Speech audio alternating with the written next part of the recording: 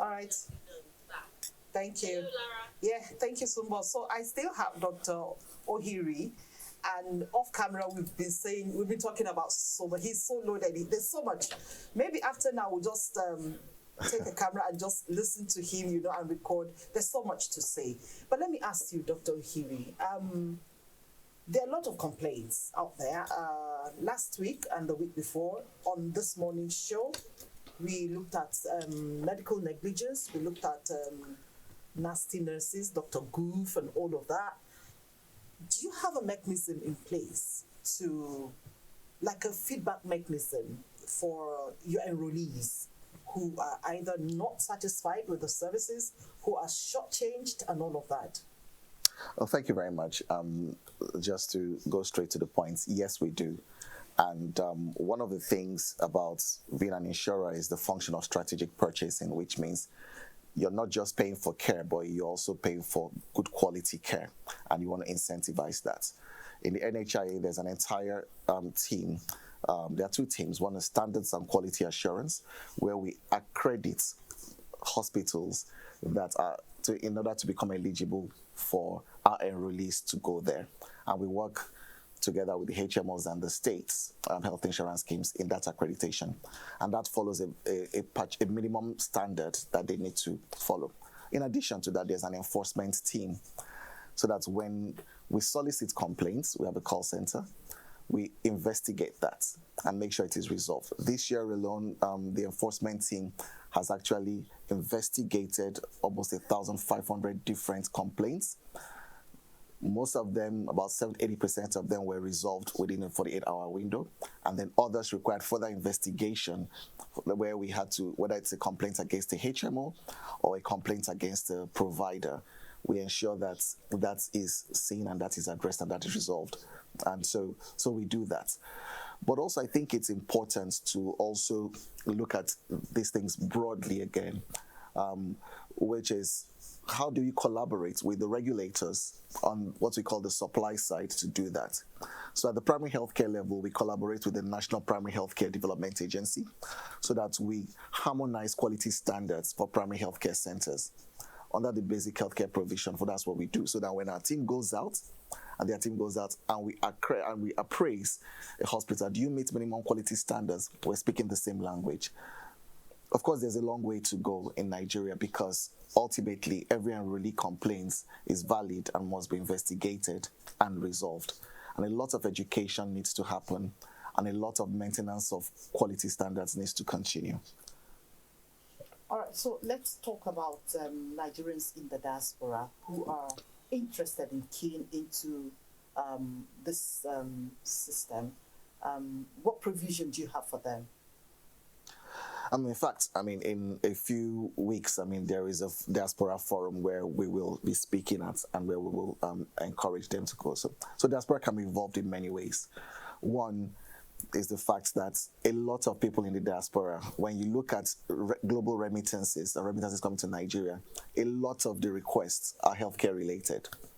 And so they should be in a position to either pay the premiums of loved ones or get them insured in that regard. Secondly, of course, the diaspora, when they come back, they bring a lot of expertise to Nigeria. And a lot of diaspora have been back and are setting up a lot of world-class hospitals and providers that we accredit and that some of our enrollees can attend. And so it's definitely a welcome collaboration with them. And then lastly, we're also exploring the issue of travel insurance, where if you observe, when you go to certain countries, you're required to have insurance, health insurance, to cover you for the duration of your stay there.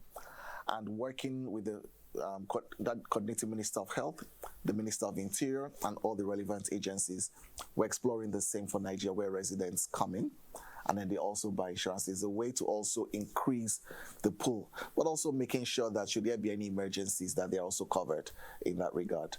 So these are some of the ways that we are engaging the diaspora in that.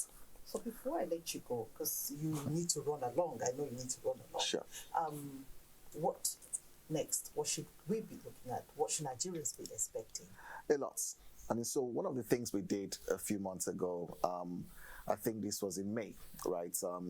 Almost 3 months into the job, was articulate our strategy and what we wanted to achieve.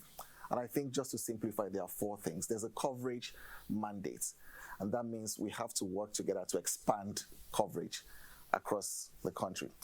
Previously, health insurance was voluntary. Now, with the Act, is mandatory. So how do we enforce that mandate? It means working together with all the relevant statutory bodies to enforce that mandate. But it also means creating awareness. In Nigeria, our culture is not one that lends itself to insurance. And in fact, I was on a panel and someone said their biggest competitor is, it's not my portion, right? So the idea of insurance is one for which we have to educate and create awareness for. But the third thing, which for me is the most important thing, is trust. It means that when you're insured, it has to mean something. And at the least, it means that when you are ill and you go to a hospital, you will receive good quality care. And 2, you don't have to pay out of pocket for it. And that compact has to be one that we establish with the citizens of Nigeria, with the enrollees. And that is critical to expand coverage. Trust is a key principle. The second thing is equity. And the Vulnerable Group Fund and some of the equity programs that we have gone a long way. We have over 2.5 million people under the BHCPF. We also have started a program for women with obstetric fistula and really find them as a vulnerable group, where we pay for the index condition and we make sure that they're enrolled in health insurance. Within the first 3 months, about 700 women who have had their surgeries paid for, and NHI is driving that in collaboration with the Ministry of Health and the various hospitals. The third one, which is a priority of the minister, is about crashing maternal mortality. So we can have a dual aim of ensuring women are covered, but also ensuring that when they present, whether they're insured or not, with an obstetric emergency, they have a very narrow window to intervene. That's CMON, called Comprehensive Emergency Obstetric Care, is covered and paid for. And we've started rolling it out across the country. So that's our equity mandate, recognizing the issues that we face as Nigerians. The third is about quality. When we say quality and when we talk about what premium should people pay, the lower the premium doesn't necessarily mean it's a good thing. That's right. Because there's a balance. A benefit package has to make sense. The premium has to be affordable as well. So it means that we have to make sure this is evidence-based. And so we have commissioned actuarial work to help us really rethink what is the benefit package that Nigerians really want for the different groups, and then what is the appropriate premium to pay for that benefit package. And then thinking and looking into affordability, but also it needs to make sense. There's no point covering such a narrow set of benefits that there's no point even having insurance. And so we're looking into that as well. And the quality question about accreditation and enforcement comes under that. And the last one is really about efficiency. We have a very unique health insurance ecosystem. There's a National Health Insurance Authority, given our federated nature. There are state health insurance entities, but there are also HMOs who actually preceded a lot of the public insurance providers. And so our work is working and bringing some harmony. Our mandate is to promote, but also to integrate and regulate. So we regulate both private and public health insurance agencies, but we also have to strive for integration so that we are all working in the same direction and we don't have confusion. So we set the standards, we guide, we support, but we also must regulate the different schemes being offered. So over the next couple of months, expect a continuous increase in coverage, expect a lot more deeper engagement on equity, and expect to hear more from NHI in terms of what we're doing. And thank you very much again for the opportunity. Sorry, finally. I did say finally. You did say finally. Finally. No problem. Please, can you look into the camera and talk to Nigerians who may still be a bit skeptical, right? What would you be telling them now if you look right into the camera and talk to Nigerians? So, my fellow Nigerians, what I would tell you is this. Get health insurance to protect yourself, your family, and your loved ones from the cost of healthcare, so that when you need it, when you need healthcare, you don't have to pay out of pocket for it. Insurance remains the best way to ensure you have access to good quality care at no immediate financial cost to you when you need it. Thank you. Thank you very much, Dr. Ohiri. I've been speaking with Dr.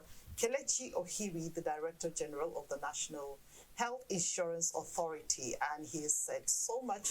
And we'll take you back to Lagos now, where the rest of the program continues, because I had to let him go.